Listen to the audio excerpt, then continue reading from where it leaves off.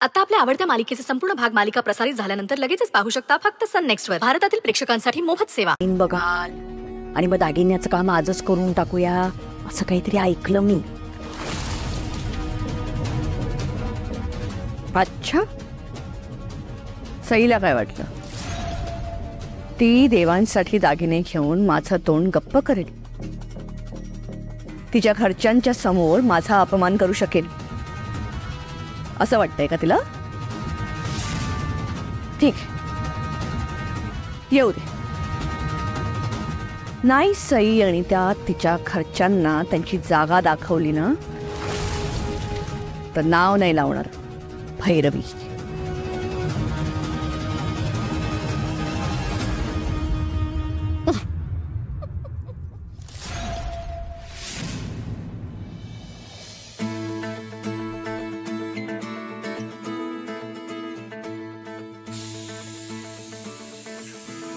हा हा हा, काय सुंदर सुगंध सुटलाय ग स्वयंपाकाचा. काहीतरी खास बेते वाटतं.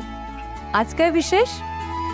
आई, आज मामा आणि आई येत आहेत घरी, त्यामुळे त्यांच्या आवडीचं जेवण बनवते. अरे वा, काय काय बनवलंयस मग? मामाला माझ्या हातचं गोड आंबट वरण आवडतं ना, ते बनवलं. आणि आईला वालाचं बिरडं. वालाचं बिरडं? अगं मला पण खूप आवडतं. हो आई, मी वांग्याचे काप पण बनवते. तुम्हाला आवडतात? म्हणजे काय, आत्ताच तोंडाला पाणी सुटलं बघ. मस्त बेत आखलायस एकदम. आज पहिल्यांदा कितीतरी दिवसांनी तुझ्या घरातले या घरात मानाने जेवतील. नाहीतर आजपर्यंत जेव्हा जेव्हा ते या घरात आले त्यांना अपमानच सहन करावा लागला. पण आज तू जे काही केलंयस ना, त्यानंतर मला नाही वाटत की भैरवीताई तुला काही बोलायची हिंमत करतील यापुढे. देवाने तुझी प्रार्थना ऐकली बघ. आता तुला कशालाच घाबरायची गरज नाहीये. भैरवीताईंपुढे नेहमीच मी तुझी बाजू घेण्याचा प्रयत्न केला सई, पण ते मला कितपत जमलं ते मलाच माहिती नाही. कारण ना, सुरुवातीपासून मी नेहमी ताईंचं ऐकत आले. मग आता आयुष्यभर मला त्यांचं ऐकावंच लागेल ना. पण मी जी चूक केली ती तू करू नकोस. नम्रपणे का असेना, पण त्यांना उत्तर देत जा तू. आई, मला काय वाटतं माहितीये का, आज नंतर मला नाही वाटत भैरवी मॅडम कधी माझा अपमान करते. नाही, आणि खरं सांगायला गेलं तर तुम्ही आहात ना, म्हणून मी टिकून आहे. नाहीतर माझं या घरात राहणं खरंच खूप कठीण होतं. आणि तुम्ही मला तुमची मुलगी मानता ना, मग मुलगी म्हणून मी तुम्हाला सांगते, तुम्ही सुद्धा भैरवी मॅडमचं नका ऐकून घेत जाऊ. आणि त्या जर चुकल्या ना, तर त्यांना त्यांची चूक दाखवून देत जा. घाबरायची काहीच गरज नाहीये, कारण आता तुमची मुलगी तुमच्या सोबत कायम असणार आहे. मग टेन्शन का घ्यायचं कसलं, हो की नाही? माझ्या लाडक्या सासूबाई.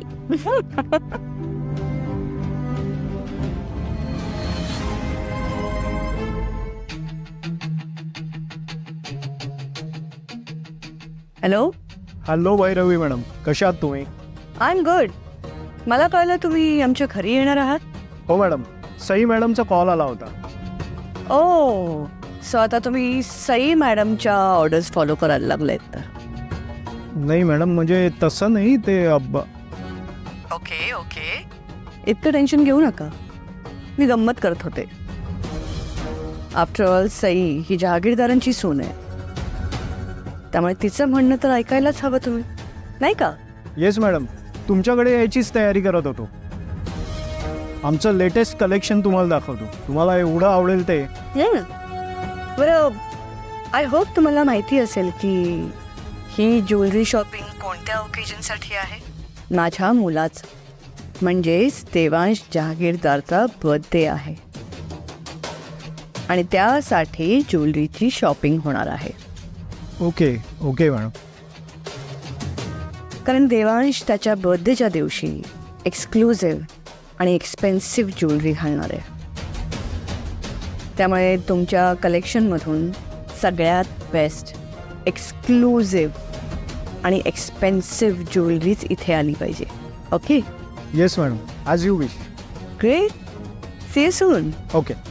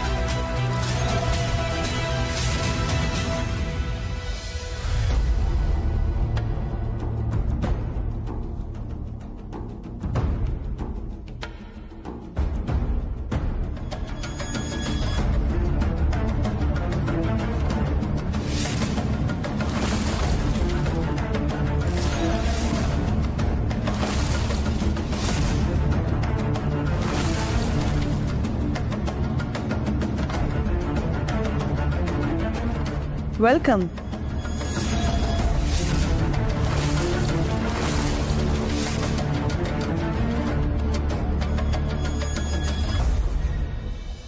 आई, मामा, वरुण आलात तुम्ही? तुला म्हणलं होतं ना कॅमेरा आलो. हो ना, खूप आतुरतेने वाट बघत होते मी तुमची. बर चला बसा तुम्ही. या.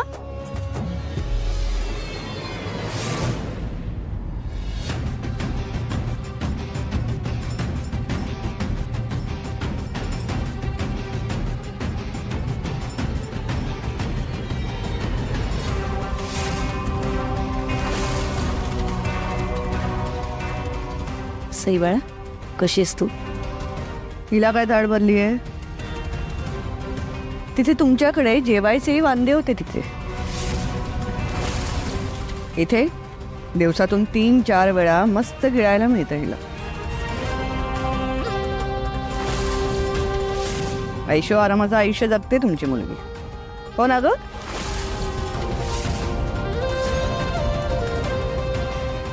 हो ना, अगदी बरोबर बोलताय तू. आई, मी खरंच इथे खूप मजेत असते.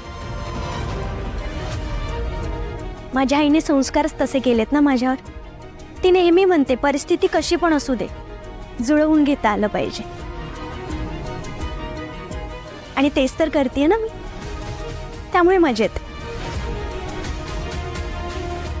तू जुळवून घेतेस तू?